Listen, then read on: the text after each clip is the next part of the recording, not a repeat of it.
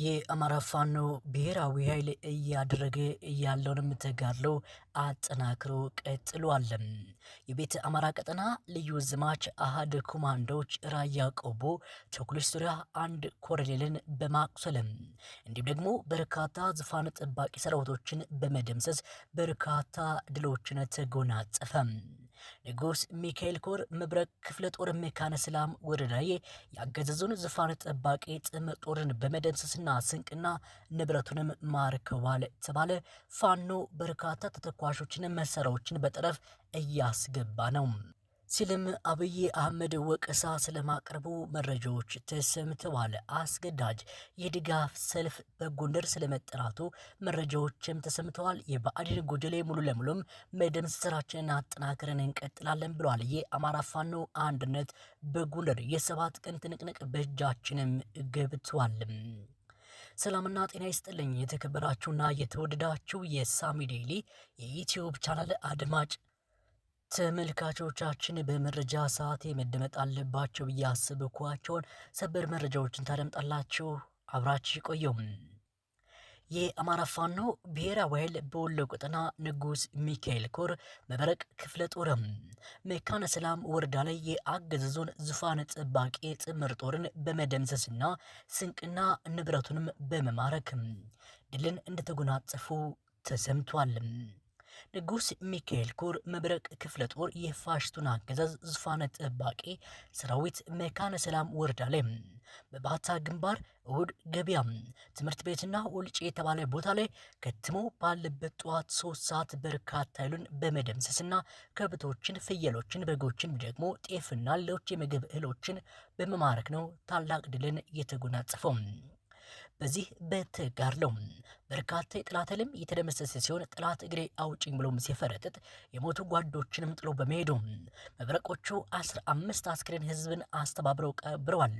ከዚህ በተጨማሪ ከ35 በላይ ቁስለኛም ታቅፎ ነው የፈረጠጠው። መብረቆቹ በተጋድለው ከባታ እሁድ ገበያ በገፍ ታስረው የገኙ የነበሩ የአማራ ልጆችን ጭምር በማስፈታት 50 ኩንታል ጤፍ፣ 12 ፍየል፣ 2 በሬ፣ በርካታ ኩንታል ስኳርና ብስኩት እስከ መካዘኑም ማርከዋል ነው የተባለው። በአማራ ፋኖ ብሔራዊ ኃይል የቤተ አማራ ቀጠና ልዩ ዘማች አሃዶች ኮማንዶዎች ራያ ቆቦ ተኩለሽ ዙሪያ አንድ ኮሎኔልን በማቁሰልና በርካታ ዙፋን ጠባቂዎችን በመምታት ድሎች እንደተጎናጸፉ ተነገረ። ምሽግ ለቆ መሀል እየገቡ የጠላት ኃይልም እንደተለመደው ስንቅና ንብረት እንዳያደርስ ደግሞ ተጨማሪ ኃይል እንዳያገኝ ብሎም ወንዝ በመሄድ ውሃ እንዳይቀዳ ጭምር በማድረግ መፈናፈኛ በማሳጣት ከቦ የመምታት ተጋድሎም ተጠናክረው ቀጥሏል።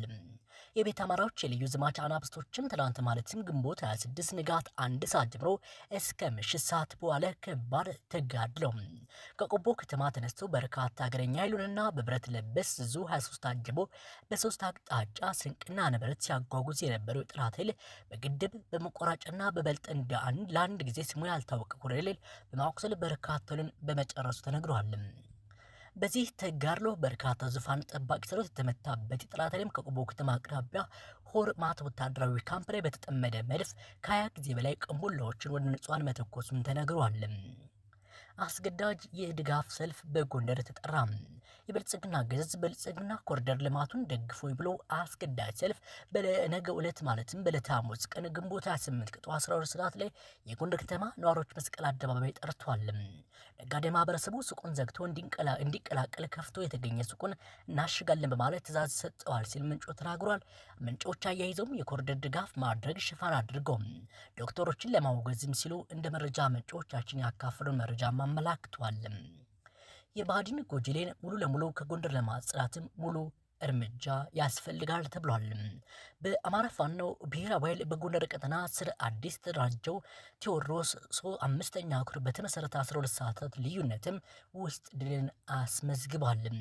ዳግም ቴዎድሮስ 5ኛ ኮር ንስር በለሳ ቅጠው እጅጉ ክፍለ ጦር ከትላንት በስቲያ በምስራቅ በለሳ ወረዳ ጓል ከተማ የመሸገውን የአገዛዙን ሰራዊትም ያለፉት ቀናቶች ከቦ ሲወቀው እንደነበር መረጃዎች ተሰምተዋል። እንደ አዲስ የተመሰረተውም ዳግማዊ ቴዎድሮስ 5ኛ ኮር በተመሰረተ 12 ሰዓት ባልሞላ ልዩነት ውስጥም በጠላት ላይ ከባድ ኪሳራዎችን በማድረስ ነው ድልን የተጎናጸፈው። ተላላኪውና አድርባይ የባዕድን ጉጅሌ ሙሉ ለሙሉ የተወገደ ሲሆን የብርሃኑ ጁላዎችም ደግሞ ከሞት ተርፈው እግሬ አውጭ ብለውም ስለመፈርጠጣቸው የመረጃ ምንጮች ያካፍሉ መረጃም ያሳያልም። በማስከተልም ሌላኛውን መረጃን በማስደመጥ ልቀጥል። የሰባት ቀኑ ትንቅንቅ ጠላት ሙሉ ያለውን ኃይል በማንቀሳቀስ ከፍተኛ የቡድን መሳሪያዎችን በመያዝ 23 ዲሽቃና ሞርተር በመያዝ ካቸፈር፣ ደና ማርያም፣ ድልሽትና አመሬት በአራት አቅጣጫዎችም ከበባ ለማድረግ እንቅስቃሴ ቢያደርግም አይበገሮች የባህር ዳር ብርጌድ 3 ሻለቃዎች በትላንትናው ዕለት እቅድ በማዘጋጀት ሲቀጠቅጡት የዋለ ሲሆን ከጣናው በረቅ ብርጌድ ጋር በቂ የሆነ ጥምረት በመፍጠር በመናበብ ጠላትን ደፈጣ ውስጥ በማስገባት በቁጥር ለመግለጽ በሚያዳግት ሁኔታ ሞትና ቁስለኛ ያደረጉት ሲሆን በዚህ የተበሳጨ ጠላት ኃይልም ጠዋትም ማታም ከበባ ለማድረግ ሳምንት የፈጀበት ሲሆን ጀግኖች የጦር ጠበብቶችም ከብርጌድና ሻለቃ ጋር ከፍተኛ ትስስር በመፍጠር በየሰዓቱ የነበረውን የጠላት ጦር ብትንትኑን እንዳወጡት የመረጃ ምንጮቻችን ያካፈሉን መረጃም አመላክቷል። ፋኖ መሳሪያዎችን በጠረፍ እያስገባ ነው ሲል አገዛዙ ወቀሳ ስለማቅረቡ የመረጃ ምንጮቻችን ያካፈሉ መረጃ አመላክቷል። ከዚህ ጋር በተገናኘ በቀጣይ መረጃ ሰዓቴ የተጠናከረ መረጃን ማስደምጣችኋለሁ። ውድና የተከበራችሁ የሳሚ ዴይሊ የዩቲዩብ ቻናል አድማጭ ተመልካቾቻችን በመረጃ ሰዓቴ መደመጥ አለባቸው ብዬ ያሰብኳቸው ሰበር መረጃዎችን እዚህ መስል ነበር። ለሁላችሁም መልካም ረፋድ መልካም ቀን ተመኘሁም።